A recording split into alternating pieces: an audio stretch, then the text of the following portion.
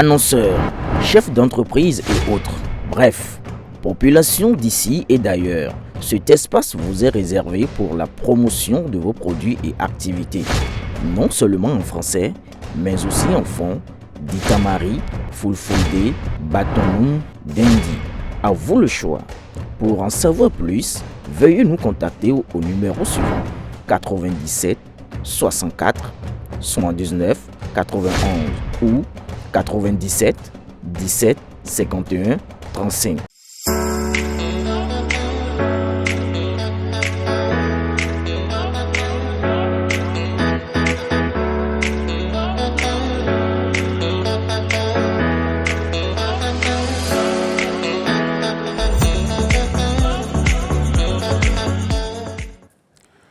Mesdames et messieurs, bonsoir et merci de nous rejoindre dans cette émission. Le premier remaniement ministériel sous l'ère de la rupture est intervenu le vendredi 27 octobre 2017. C'est suite à ce réaménagement de l'équipe gouvernementale que le ministère des Petites et Moyennes Entreprises a vu le jour, avec à sa tête Modeste Tiunte Kérékou, qui a été nommé donc pour impulser les réformes dans 3 secteurs d'activité, à savoir l'artisanat, les PME et la promotion de l'emploi. Voilà bientôt 7 ans qu'il est à la tâche, mais pour quel bilan? Les fruits ont-ils tenu la promesse des fleurs? Voilà le sujet principal au cœur de cette émission que j'ai le plaisir de conduire avec mon confrère de la chaîne Eden TV. Donc là, Mabalo, bonsoir. Bonsoir Bruno Kakpo, bonsoir chers amis téléspectateurs, bonsoir Monsieur le ministre Kérékou. Bonsoir. Monsieur le ministre, bonsoir. Bonsoir. Merci d'avoir accepté notre invitation. Merci d'avoir accepté de faire cet exercice-là de reddition de comptes pour faire un tour d'horizon des actions menées à la tête de ce département ministériel. Donc là, c'est à vous. Monsieur Kérékou, ça fait 7 ans que vous êtes à la tête du ministère des Petites et Moyennes Entreprises et de la promotion de l'emploi. 7 ans après, est-ce que vous n'avez pas le sentiment d'être sclérosé, d'être fatigué, d'avoir tout fait et que plus rien ne reste à faire? Merci, messieurs les journalistes. Bonsoir à nouveau aux téléspectateurs qui nous suivent. C'est vrai que 7 ans viennent de s'écouler depuis que nous sommes dans la charge, sans véritablement nous en rendre compte, tant les défis, tant les chantiers sont présents et nécessitent un travail acharné sans désemparer tous les jours. Avoir le sentiment d'avoir tout fait, ce serait prétentieux de ma part. Parce que vous savez, l'important département ministériel qu'il a pu le chef de l'État de nous confier depuis 2017 est un département qui impacte la vie de millions de nos concitoyens au quotidien. J'ai l'habitude de dire, quand on donne l'intitulé du ministère des Petites et Moyennes Entreprises et de la promotion de l'emploi, c'est y compris l'important secteur de l'artisanat qui emploie un actif sur 4 dans notre pays. Quand on a l'honneur et l'immense privilège de servir le pays, de servir ses concitoyens, on ne peut pas avoir le sentiment d'avoir déjà tout fait, surtout dans un contexte comme le nôtre, et on ne peut pas avoir le sentiment d'être fatigué ou d'être sclérosé. Le président de la République a l'habitude de nous dire qu'il demande à ses collaborateurs, aux membres de son gouvernement, de travailler jusqu'à l'épuisement, s'il le faut. Justement, voilà, vous êtes à la tâche. 3 sous-secteurs d'activité, on l'a dit, la promotion des petites et moyennes entreprises, l'artisanat, mais également la promotion de l'emploi. Nous allons faire un tour d'horizon de ces 3 sous-secteurs d'activité. Commençons par les petites et moyennes entreprises. Voilà 7 ans, quel bilan? L'environnement des PME dans notre pays depuis 2016, avant même la création du ministère, a beaucoup changé, a beaucoup progressé qualitativement. Qu'est-ce qui a changé? Quand le président de la République a pris l'engagement d'assurer la transformation structurelle de l'économie béninoise, vous n'êtes pas sans savoir que le secteur des PME est concerné. C'est pour ça que depuis 2017, beaucoup de réformes législatives et réglementaires ont été engagées. Beaucoup de lois ont été votées par notre représentation nationale. La loi sur le code des investissements, la loi sur la promotion des petites et moyennes entreprises, par exemple, la loi sur la procédure d'embauche, de placement de la main-d'œuvre, de résiliation des contrats, etc., etc. Je pourrais en citer bon nombre.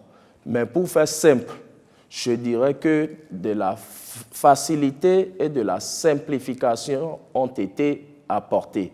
La PIEX, l'Agence de promotion des investissements et des exportations, a été totalement réformée au niveau de cette agence et d'autres agences qui opèrent sur le chantier de l'accompagnement des PME. La lisibilité aussi a été apportée. J'ai parlé de la PIEX, je peux vous parler aussi de l'ADPME, du FNDA, etc. Nous avons apporté de la lisibilité sur les interventions publiques, en plus d'avoir simplifié, d'avoir dématérialisé les procédures. Voilà. Parlons justement de ces deux guichets, Monsieur le ministre, le Fonds national de développement agricole et l'ADPME. Il s'agit de quoi concrètement? Il s'agit de deux structures importantes qui sont les bras armés de l'État, du gouvernement, pour accompagner deux catégories de PME. Le gouvernement a fait l'option de scinder ses appuis en deux catégories. Le FNDA, le Fonds national de développement agricole, qui existait déjà par ailleurs, a été totalement restructuré et a été pourvu de 3 guichets d'intervention pour accompagner exclusivement les entreprises dans le secteur, qui opèrent dans le secteur agricole et les agripreneurs. À côté de cela, l'Agence de développement des petites et moyennes entreprises a été créée, l'ADPME, et elle a vocation d'accompagner toutes les autres PME qui opèrent dans tous les secteurs d'activité économique possibles, à l'exception du secteur agricole, qui revient exclusivement au Fonds national de développement agricole. Donc, ces deux agences ont vocation à assurer un continuum de services publics pour les PME. Et je veux vous rappeler que dans notre pays, par la loi qui a été prise pour le développement des PME, là-bas a été montée un peu plus vers le haut. Avec quels moyens l'ADPME et le FNDA? ADPME, plus de 22 milliards de nos francs. Permettez-moi de vous dire, peut-être et à l'attention des téléspectateurs aussi, que dorénavant, dans notre pays, toute entreprise de tout secteur confondu qui a un chiffre d'affaires annuel hors taxe inférieur ou égal à 2 milliards relève du secteur des petites et moyennes entreprises. Avec quel moyen, vous faites bien de poser la question. Depuis 2018, quand nous avons fini la restructuration du FNDA, le gouvernement a doté cette agence, ce fonds, de plus de 100 milliards pour accompagner tous les promoteurs d'entreprises dans le secteur privé, les agripreneurs comme on les appelle, de ressources par le biais du faire, parce que le FNDA opère par les systèmes financiers décentralisés. Donc, il accompagne, il finance aussi bien les primo-entrepreneurs dans le secteur agricole que les entreprises, les PME déjà établies à travers la facilitation d'accès au financement, aussi bien auprès des systèmes financiers qu'auprès des banques. Pour ce qui concerne la DPME qui a vocation à prendre en charge les autres PME, toutes catégories confondues, il faut dire que le gouvernement lui a donné comme tâche principale de faire beaucoup plus de l'accompagnement non financier. Qu'est-ce que nous entendons par l'accompagnement non financier? Ça peut être un diagnostic stratégique, ça peut être un diagnostic opérationnel, ça peut être des formations, des remises à niveau, etc. En fait, nous disons que la DPME a vocation à dérisquer les petites et moyennes entreprises pour leur permettre d'avoir accès plus facilement au financement, parce que la DPME, c'est une structure de l'État.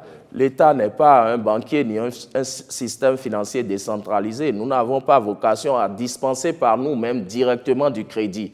Mais nous confions d'importantes ressources aux professionnels du crédit, les banques, les systèmes financiers décentralisés. Nous accompagnons les PME dans ce qui constitue leur goulot d'étranglement ou leur talon d'Achille, ce qui fait qu'elles n'arrivent pas à avoir de financement auprès des banques et des systèmes financiers décentralisés.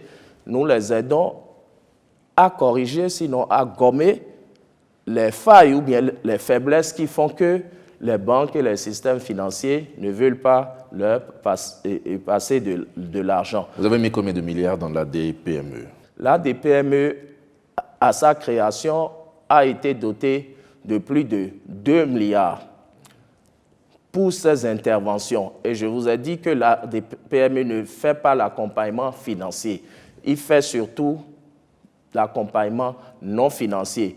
Et c'est une structure, depuis sa création en 2020, qui reçoit régulièrement de la part du ministère dont nous avons la charge une subvention de 2 milliards chaque année pour ces opérations. Tout à fait. En guise d'illustration de cet accompagnement de l'Agence de développement des petites et moyennes entreprises, nous allons faire un tour à la régie pour suivre ce sujet. Dans sa vision de promouvoir les petites et moyennes entreprises, le gouvernement a appuyé la société Biopharm dans la réalisation et la mise en service de son usine de transformation de jus de fruits.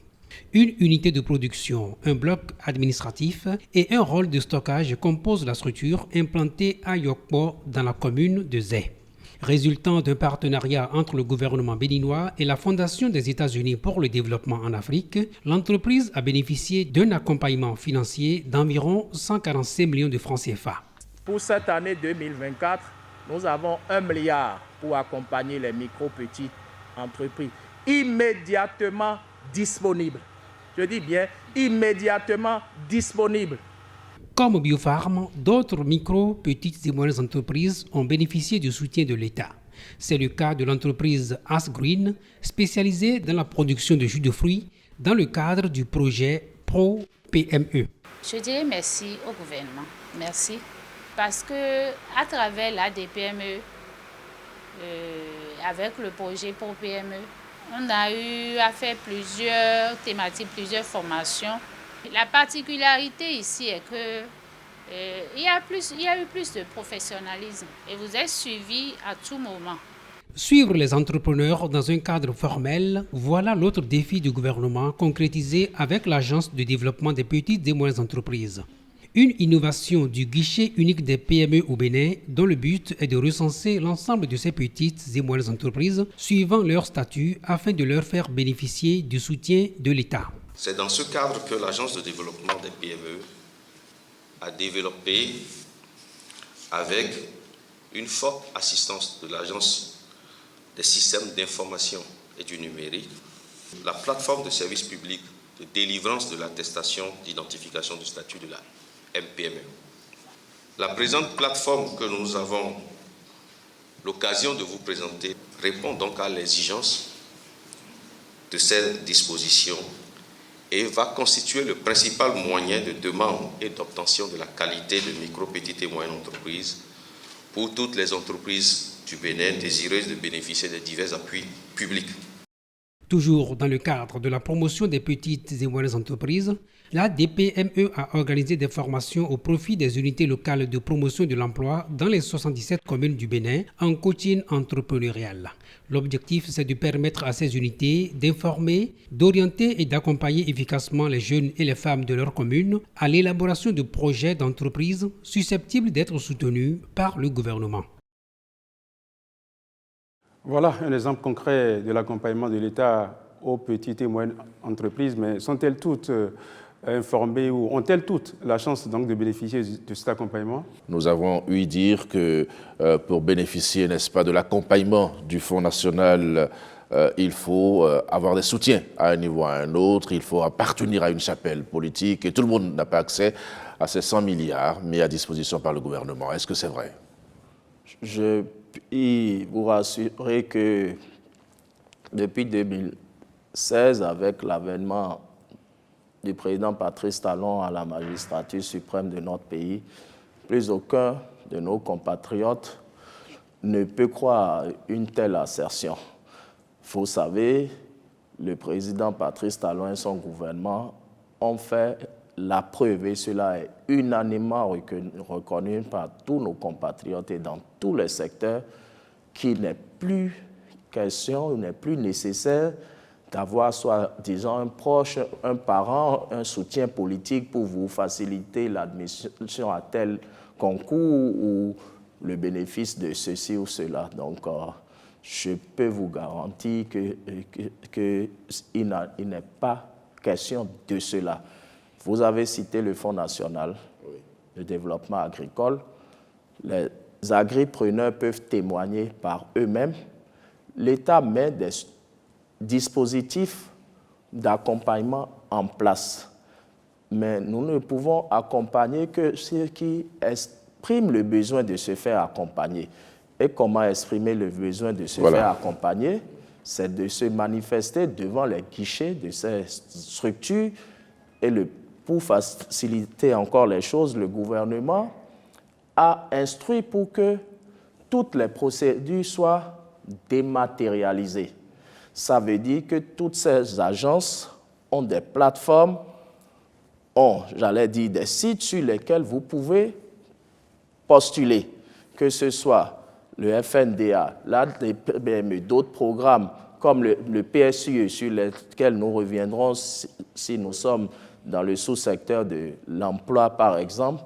Donc, je peux vous dire que tous nos compatriotes qui sont dans le secteur agricole, qui s'adressent au FNDA, les agents, les cadres du FNDA, les prestataires du FNDA, ne leur demandent pas qui les a recommandés ou ils sont de quelle obédience politique. Nous ne sommes en 2024, notre pays n'est plus, par la grâce de Dieu, à ce niveau, je puis vous assurer. Justement, Monsieur le ministre, nous savons que l'environnement économique est difficile aujourd'hui, pas seulement au Bénin, mais sous d'autres cieux, avec les crises qui se multiplient. Pour les entreprises, le climat des affaires, c'est vrai, on en parle, mais ce n'est pas toujours évident pour certaines entreprises. Avec du recul, quel est le regard que vous portez aujourd'hui sur l'environnement entrepreneurial, on va dire? C'est vrai, l'environnement sous-régional et international, à tout le moins, n'est pas favorable. Et c'est un euphémisme. En dépit de cela, l'économie béninoise a prouvé sa résilience, basée sur essentiellement 3 piliers selon moi. La vision du président de la République et les réformes pertinentes qui ont été engagées. La rigueur dans la gestion des finances publiques par le gouvernement dans son ensemble et plus spécifiquement le ministre d'État, ministre de l'Économie et des Finances. C'est salué par toutes les voies autorisées dans le domaine. Il n'est pas nécessaire que je revienne dessus. Et enfin, j'allais dire, le dynamisme de nos compatriotes, que ce soit les femmes, nos mamans des marchés, les jeunes entrepreneurs, les start-upers, etc., les commerçants, de par leur travail acharné, malgré cet environnement plutôt défavorable, notre pays affiche régulièrement, depuis 8 ans, un bon taux d'accroissement de notre PIB qui a été salué par des agences de notation. Notre pays, après 60 ans, est passé de la catégorie des pays pauvres, j'allais dire, aux pays pas riches, mais bon, Économie émergente. aux pays émergents et salué, et cela a été salué par toutes les structures internationales. Donc, l'environnement des petites et moyennes entreprises aussi, de ce fait, est impacté. L'attractivité de notre pays s'en est trouvée augmentée et donc nos jeunes trouvent un peu plus facilement de l'emploi. Du moins, ceux qui ont les compétences dans les secteurs qui sont sollicités par les promoteurs et les créateurs d'entreprises. Vous parlez justement d'emploi, Monsieur le ministre. La promotion de l'emploi sous le régime du président Patrice Talon, où est-ce qu'on en est aujourd'hui concrètement? La promotion de l'emploi n'a pas échappé aux réformes initiées par notre gouvernement. Avant 2016, il y avait plusieurs structures éparses qui travaillaient pour la promotion de l'emploi, avec parfois, j'allais dire, de la répétition. Là encore, le gouvernement, nous avons procédé, pour ne pas dire que j'ai procédé sur instruction du gouvernement, au nettoyage du secteur public d'accompagnement dans l'emploi. L'Agence nationale pour l'emploi a été revue et repositionnée en tant que guichet unique du secteur de l'emploi pour administrer toutes les interventions susceptibles de faciliter l'obtention d'un emploi à nos jeunes. Vous savez, je l'avais dit, c'est vrai, l'État crée de l'emploi dans ces secteurs régaliens. Depuis 2016, il y a eu des milliers de jeunes recrutés dans la fonction publique, dans le secteur de la magistrature, au profit des forces de défense et de sécurité, dans l'important secteur de la santé, les médecins, tous les corps de métier du domaine de la santé, sans oublier l'enseignement.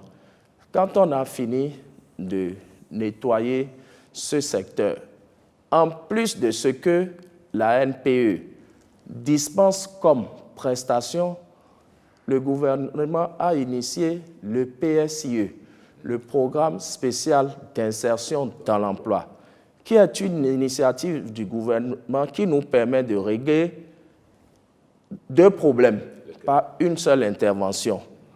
Fournir de la main-d'œuvre qualifiée et compétente au profit des petites et moyennes entreprises, parce que nous avons observé que certaines PME, notamment, pour passer à l'échelle, pour croître, parfois ont besoin de renforcer leurs ressources humaines.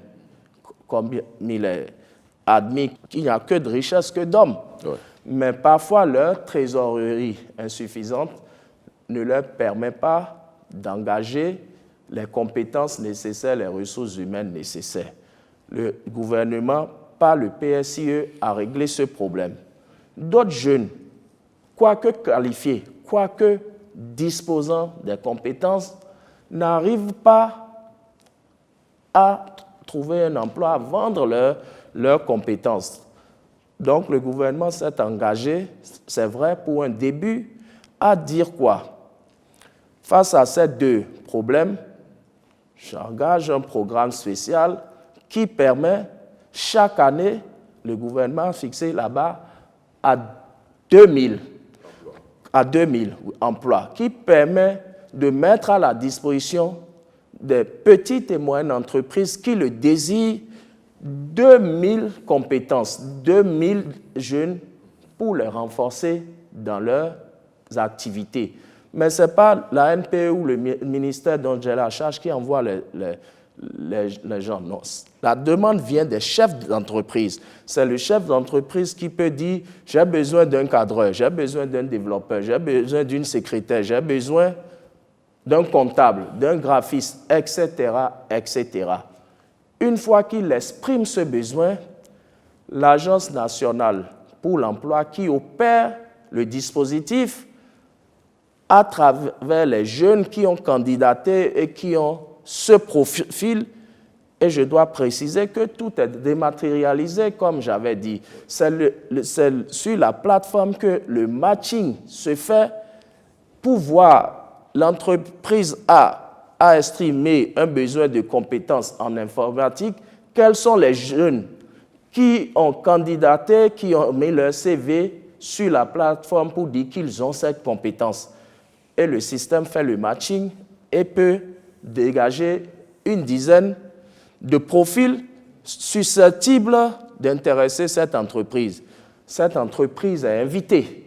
Elle envoie un représentant légal, son premier responsable, son responsable des ressources humaines, qui procède par un test d'embauche, une interview avec les candidats présélectionnés et cette entreprise retient par elle-même le profil qui lui semble le mieux adapté à son besoin. Comme je le disais tantôt, là encore, aucun besoin de connaître ni le ministre en charge de la promotion de l'emploi, ni le directeur général de la NPE, ni quelques hauts fonctionnaires de l'État. Tout est dématérialisé. Tout se fait dans la transparence. Il est important qu'on insiste dessus et en conséquence que j'invite les jeunes, peut-être quelqu'un en quête d'emploi, une bonne compétence, nous suit.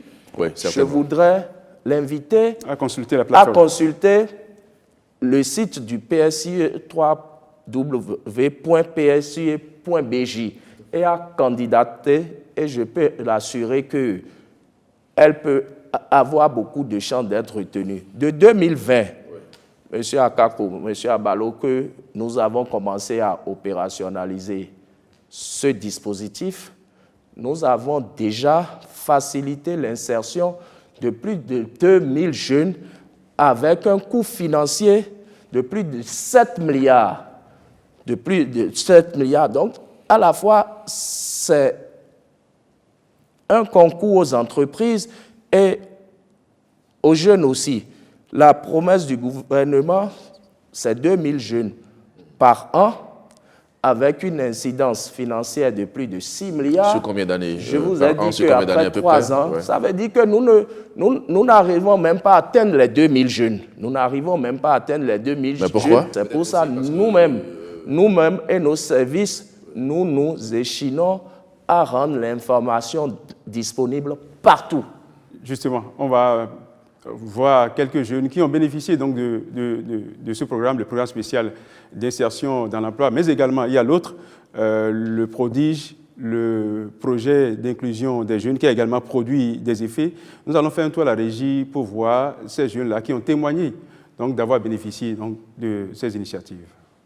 La mise en œuvre opérationnelle de la politique nationale de l'emploi confiée à l'Agence nationale pour l'emploi a connu ces dernières années de grands changements.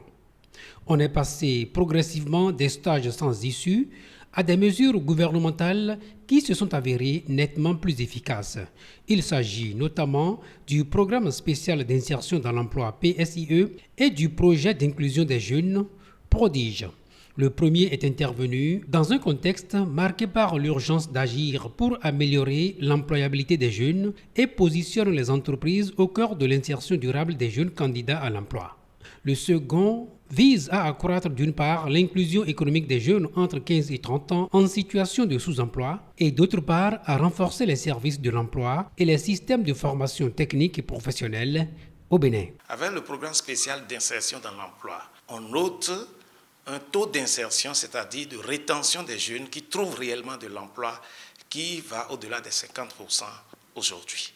Au total, en 2 ans d'intervention, le PSE a permis à plus de 3500 jeunes de bénéficier de ce programme et à plus de la moitié de trouver du travail. Au niveau du projet d'inclusion des jeunes, où nous avons plus de 10 000 jeunes qui ont été impactés aujourd'hui, nous avons également un taux d'insertion au-delà de 50%. C'est dire donc que les mesures actuelles aboutissent à l'emploi des jeunes. Picponsou Félix, Atcheum Paterne et Rounuvi Elias ne diront pas le contraire. C'est d'ailleurs grâce au dispositif Azoli, première composante du projet d'inclusion des jeunes, que le troisième s'est fait un nom dans la société. J'ai eu l'information d'Azoli à travers la radio Mono La Voix de l'Okosa. Et il disait d'aller nous faire inscrire dans les antennes de l'ANPE ou dans les mairies. Donc je suis allé à la mairie à Thieme. De là, ils m'ont appelé à GDIZ. J'ai fait l'entretien et ils m'ont retenu. Et j'ai fait 6 mois de stage. Maintenant, j'ai un emploi. Je pense que Azoli, c'est l'avenir. Moi aussi, je suis bénéficiaire d'Azoli. C'est une opportunité qui aide beaucoup de jeunes. Avant, je ne savais pas faire des serviettes, des draps, des oreilles. Mais maintenant, je peux le faire sans souci. C'est une chance que m'a offert Azoli. Grâce à Azoli, je bénéficie de mon salaire et grâce à ce salaire, je ne dépends plus des parents. Je me suis retrouvé ici grâce au programme social du gouvernement, PSE. C'est un programme qui permet aux jeunes de vite se retrouver sur le marché de l'emploi et aussi d'acquérir assez d'expérience professionnelle. Je remercie beaucoup le gouvernement béninois pour cette opportunité qu'il nous accorde parce que non seulement nous sommes là pour gagner de l'expérience, mais en plus de ça, nous recevons un salaire. Donc c'est vraiment très bien et j'informe tous les jeunes qui n'ont pas encore de l'information par rapport à ce programme de rapidement chercher la plateforme PSIE sur Google et d'aller créer leur compte, postuler et nous rejoindre. Que ce soit dans les domaines du textile, de la mécanique, des énergies renouvelables, de la transformation agroalimentaire et de bien d'autres, travailler et gagner sa vie en tant que jeune est désormais possible grâce aux actions du gouvernement du président Patrice Talon, plus que jamais décidé à résorber le chômage en République du Bénin.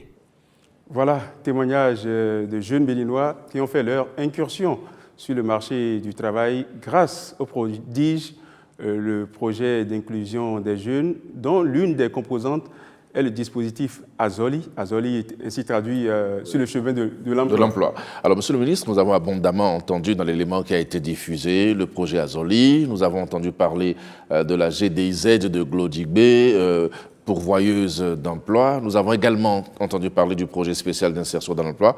Vous-même, vous en avez déjà suffisamment parlé sur le plateau. Le dispositif Azoli, concrètement, quelles sont les opportunités que ce dispositif offre aux jeunes béninois? Merci de l'occasion que vous me donnez d'éclairer nos téléspectateurs sur le dispositif Azoli. Le dispositif Azoli est la composante 1 du projet d'inclusion des jeunes.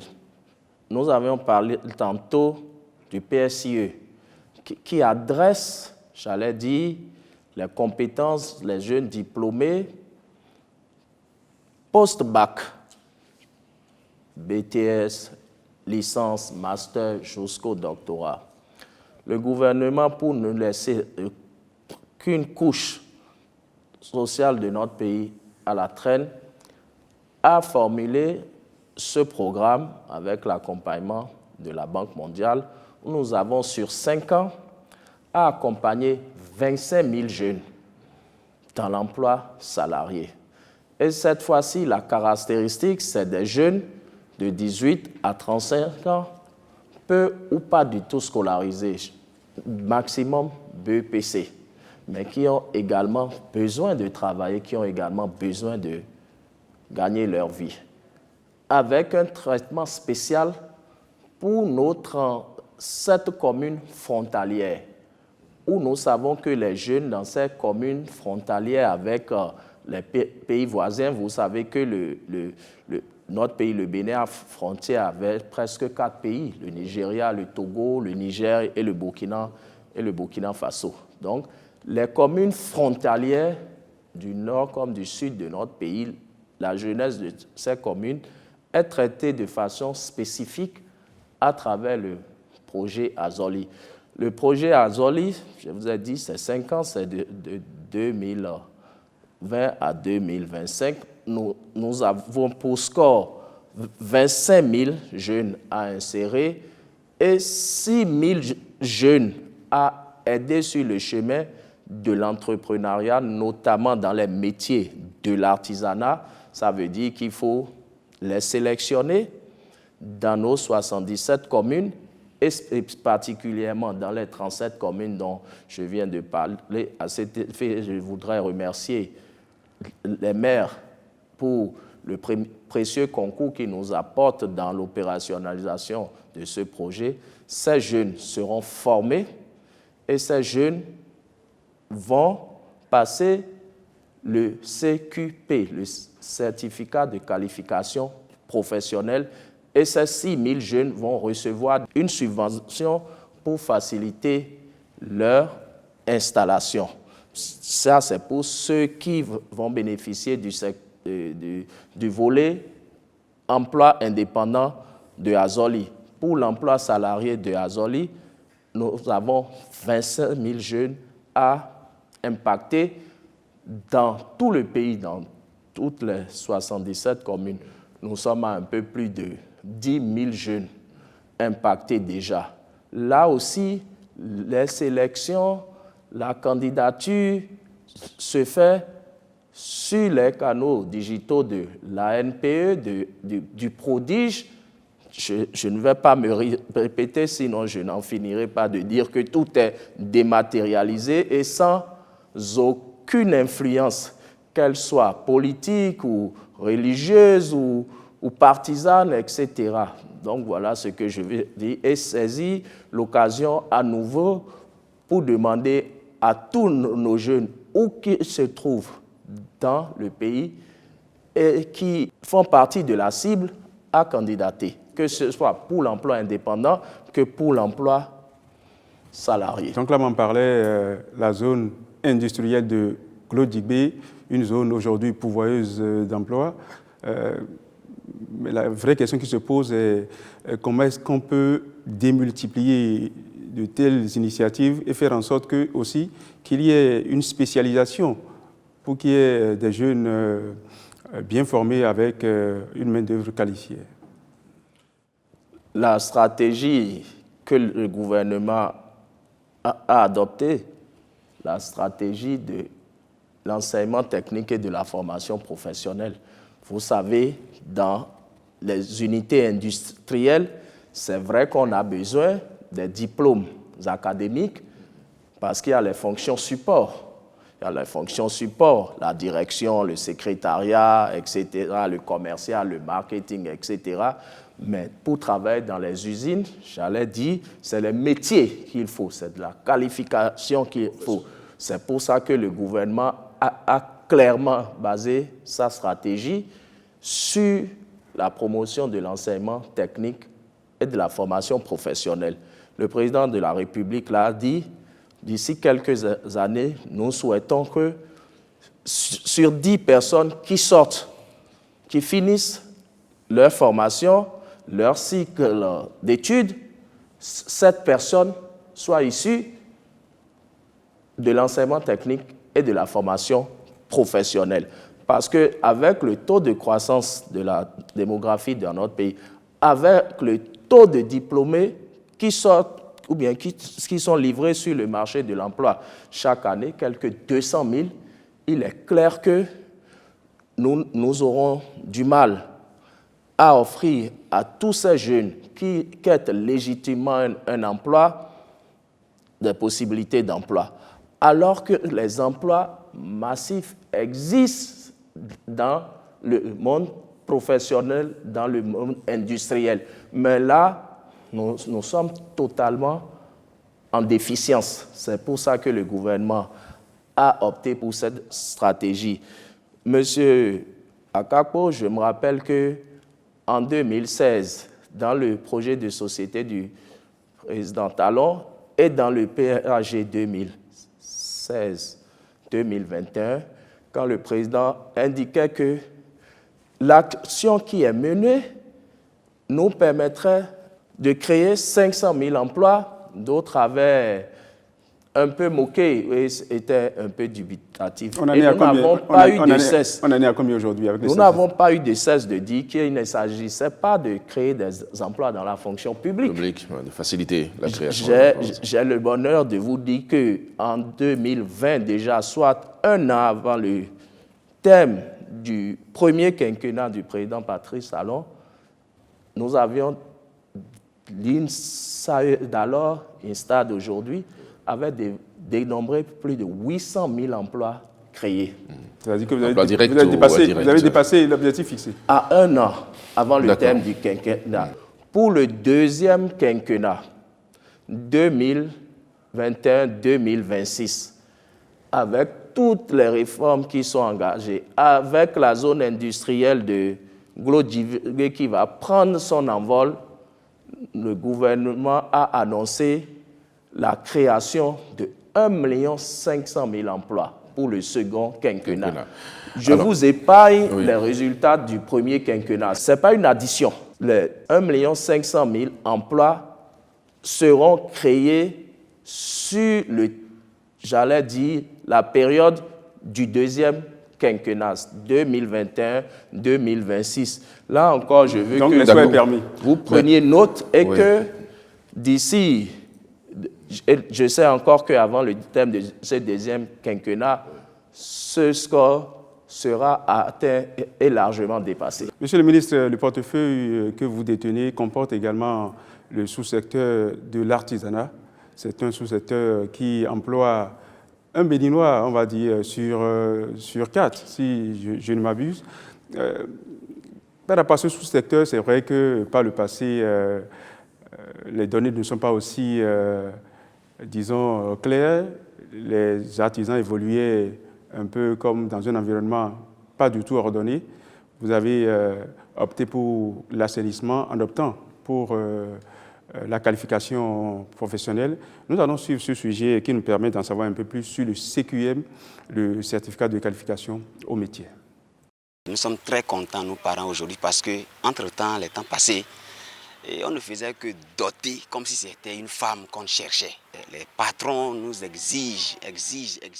Jean Rekpazo est le père de l'un des candidats ayant composé à la session d'avril 2024 du certificat de qualification au métier.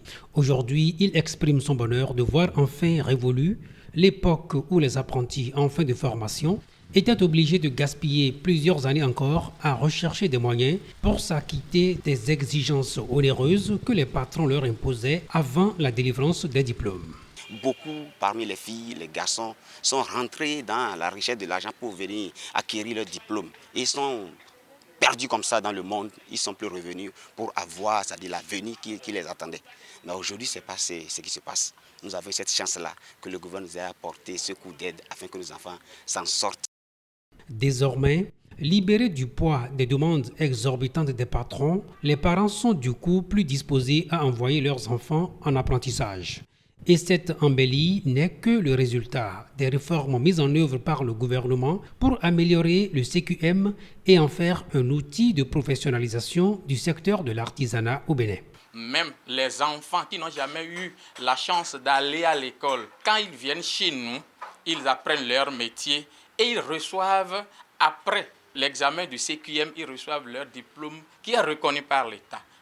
Tout est parti de la réforme qui a instauré la Chambre des métiers de l'artisanat, bras opérationnel du CQM, de son organisation à la délivrance du diplôme dans un nouveau format. Le CQM rénové a un cachet spécial. C'est que le format est unique sur le plan national. Donc c'est ce point fort que nous allons noter dedans parce qu'à travers les différentes réformes effectuées dans l'artisanat, ça a conduit à un diplôme. L'artisan au plus bas Bénin peut dire maintenant, moi-même je suis diplômé d'État. Et être approuvé par l'État à la fin de leur formation est un grand soulagement aussi bien pour les apprenants que pour les candidats au CQM. Nos patrons nous prennent en apprentissage et ne veulent pas nous libérer dans le seul but de nous exploiter à leur guise. Mais ce CQM vient mettre fin à tout ça. Moi, je viens composer ici pour avoir mon diplôme reconnu par l'État, car plusieurs postulent pour de l'emploi à l'étranger, mais ne sont pas retenus pour absence de pareils diplômes. Aujourd'hui, grâce au CQM, principal poteau indicateur de la réforme du secteur de l'artisanat au Bénin, les centres de formation professionnelle et d'apprentissage sont plus que jamais opérationnels. Par ailleurs, de 2021 à 2023, plus de 1800 artisans répartis dans 61 communes du Bénin ont reçu du Fonds de développement de l'artisanat des accompagnements en termes de formation à l'élaboration des plans d'affaires en vue de leur éligibilité au crédit. On a souvent des idées, mais on ne sait pas par où prendre pour s'en sortir. Et je crois qu'avec cette formation, nous allons pouvoir aller très loin. Nous sommes très contents de la formation que nous venons de recevoir. Grâce à cette formation, nous avons reçu beaucoup de choses. J'ai beaucoup apprécié parce qu'on a appris un de plus de ce qu'on connaissait avant.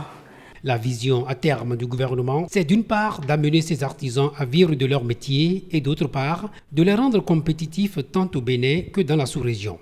Vision sous-tendue par la réforme qui élève le certificat de qualification au métier au même rang que les autres diplômes délivrés par l'État béninois. Voilà, au bout de l'effort des artisans nantis de Parchemin et la Chambre des métiers de l'artisanat à la manœuvre.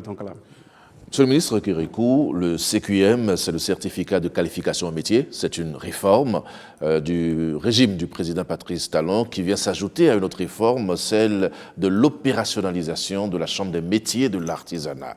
Alors, cette chambre-là était totalement dormante, il peut le dire, et vous l'avez ressuscitée, vous lui avez donné de nouveaux pouvoirs, n'est-ce pas? Effectivement, je dois dire que la Chambre des métiers de l'artisanat, la CMA, a été créée par la loi sur les cendres, j'allais dire, de ce qu'on appelait antérieurement l'UCIMB, l'Union des chambres interdépartementales des métiers du Bénin. Parce que le secteur de l'artisanat, beaucoup ne le savent pas, c'est un des meilleurs secteurs organisés dans le pays. L'artisanat, à l'endroit des téléspectateurs qui nous font l'honneur de nous suivre, je voudrais préciser que l'artisanat est structuré en 8 branches d'activité, en 40 corps de métiers et à plus de 175 métiers. Avant, c'était plus de 300 métiers, mais au niveau de l'UEMOA, selon la nomenclature des métiers de l'artisanat de l'UEMOA, donc commun aux 8 pays de l'espace UEMOA, les métiers ont été, j'allais dire, regroupés, mais il y a quand même 175 métiers. Et donc, il y avait beaucoup de dysfonctionnements dans le secteur.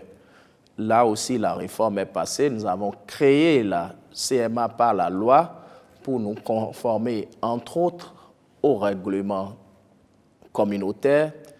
Nous avons opéré 2 recensants qui nous a permis d'enregistrer plus de 450 000 artisans au registre biométrique des métiers.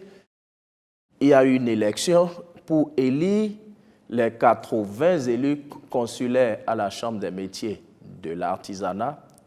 Et selon les statuts de la CMA, c'est la CMA désormais qui organise le certificat de qualification au métier avec le concours de la direction des examens et concours du ministère en charge de la formation professionnelle. Nous avons organisé un premier CQM rénové en octobre 2023 avec quelques 62 000 candidats. Le dernier CQM a été organisé en avril parce que le CQM, les dispositions légales prévoient que c'est 2 examens par an, en octobre et en avril. Le dernier CQM que nous avons organisé, que la CMA et la DEC ont organisé en avril dernier, a enregistré plus de 41 000 candidats, dans 145 métiers différents. Justement, c'est pour dire que dans ce secteur également, il y a une réorganisation. Réorganisation totale. C'est le seul examen au Bénin où vous pouvez composer dans votre langue maternelle. Voilà. L'examen ne se déroule pas exclusivement en français. Voilà. Vous êtes Ouaman, vous allez composer en Ouaman. Vous êtes Adja, vous pouvez composer en Adja. Vous êtes Yoruba, vous pouvez composer en Yoruba. Donc je dis le dernier examen, c'est plus de 41 000 candidats dans plus de 145 métiers. On a parlé des petites et moyennes entreprises, on a parlé de la promotion de l'emploi, on a parlé de l'artisanat. Vous qui êtes à la tête de ce département ministériel, comment est-ce que vous voyez les perspectives?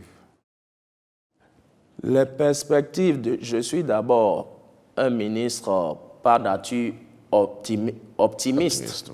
Et à raison parce que j'ai la chance d'être à la tête d'un important département ministériel qui adresse 3 sous-secteurs tout aussi importants les uns que les autres. Et j'ai aussi la chance et le bonheur que, à la vérité, tous les autres départements ministériels travaillent pour moi, j'ai envie de dire, sinon travaillent pour mon département, que ce soit le cadre de vie, l'économie, les finances, l'industrie, le commerce, etc. C'est transversal en sorte. Tout ce que le gouvernement fait, c'est pour promouvoir l'emploi. C'est pour promouvoir les PME et c'est pour promouvoir nos artisans. Donc, pour moi, les perspectives sont prometteuses. Nous n'allons pas arrêter de travailler avec acharnement pour l'atteinte de tous les objectifs fixés par le président de la République et contenus dans le programme d'action du gouvernement 2021-2026. Voilà. Mais les artisans se plaignent de ne pas être très promus. Les Béninois ne consomment pas vraiment les produits de l'artisanat du Bénin. Qu'est-ce que vous faites pour faciliter ça? C'est un important chantier. C'est un processus. De plus en plus, nos artisans, vous savez, on ne peut pas décréter la consommation locale. On ne peut pas forcer les Béninois à consommer. Mais par contre, nous pouvons encadrer, former nos artisans. Nous pouvons les inciter à produire avec plus de qualité, conformément au désir de leur marché. Parce que les Béninois veulent des produits artisanaux, mais des produits de qualité. Tout à fait. Voilà, Monsieur le ministre, merci.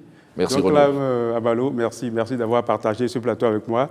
On a pu continuer cette discussion tellement le département ministériel embrasse des sous-secteurs où beaucoup de Béninois sont en activité. On retient que l'espoir est permis pour les jeunes en quête d'emploi. Au Bénin, il y a des réformes qui sont en cours pour apporter un plus dans le quotidien de chacun. Mesdames et messieurs, merci de nous avoir suivis. Merci à tous. À bientôt.